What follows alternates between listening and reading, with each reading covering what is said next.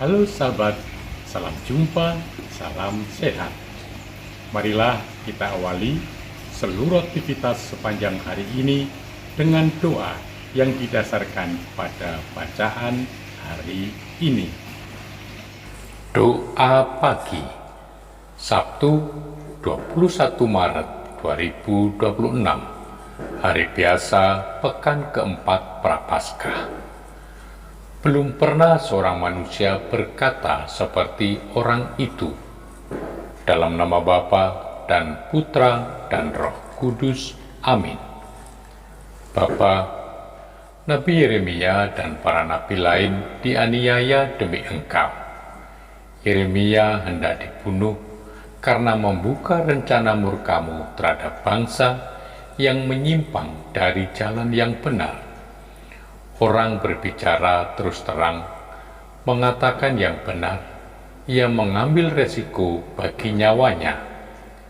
Itu sebabnya Santo Paus Yohanes Paulus II dicoba mau dibunuh sebab ia mengikuti contoh Yesus sendiri yang tidak mundur terhadap pemerintahan dan penguasa.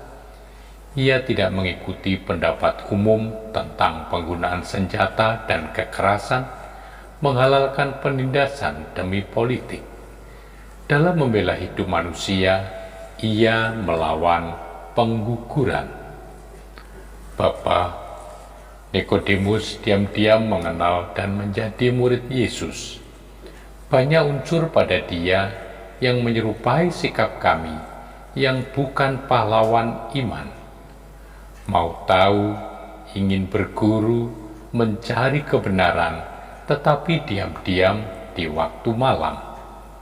Kami mengikuti pembicaraannya dengan Yesus dalam Injil Yohanes tentang kelahiran dari air dan roh, tentang peninggian putra manusia. Kini ia melangkah maju dalam terang.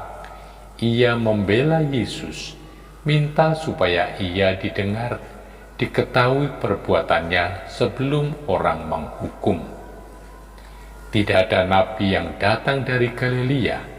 Itu jawaban menutup pembicaraan lebih lanjut. Namun Nikodemus diam, tidak menyerah, tetap memperdalam iman dan pengetahuan hingga tampil terang-terangan sewaktu Yesus dimakamkan. Bapa, menurut paham Farisi, ia disesatkan, tetapi ikut Yesus itu membebaskan. Dunia itu punya aturan nilai tersendiri yang digunakan untuk menjaga kelangsungan tata hidupnya. Dunia tertutup, tak mengerti dan tak peduli akan Engkau. Pandangan gelap, sempit, tanpa cakrawala keluasan-Mu dan keabadian, sebab Engkau yang benar menakutkan. Yang tidak mau mereka lihat dianggap tidak ada.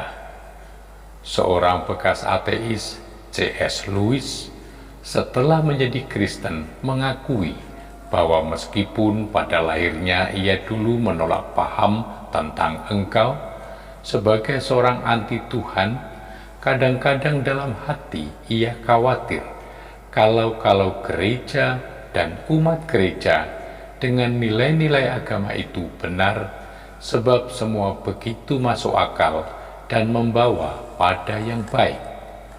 Waktu ia sudah ikut Yesus, ia merasa dibebaskan dari keraguan. Ia lalu dapat menelanjangi paham-paham palsu, menguatkan orang beriman dengan memikirkan setiap kenyataan agama secara manusiawi, nalar, dan injili jelas. Yang ikut nilai-nilai dunia bersuara besar itu disebabkan karena ia tidak pasti. Yang sudah pasti atas dasar iman, ia diam namun percaya dan mengikuti Yesus dan kebenarannya. Bapa, sumber pengharapan, barang siapa berharap padamu takkan dipermalukan. Kami mohon semoga kami dapat mengerti bahwa dalam penderitaan dan penghinaan Engkau tetaplah Allah kami yang murah hati dan setia akan janji-Mu. Demi Yesus Kristus Putramu, Tuhan dan pengantara kami, yang hidup dan berkuasa, kini dan selama-lamanya. Amin. Semoga Allah yang Maha Kuasa memberkati saudari-saudara sekalian, Bapa dan Putra dan Roh Kudus. Amin.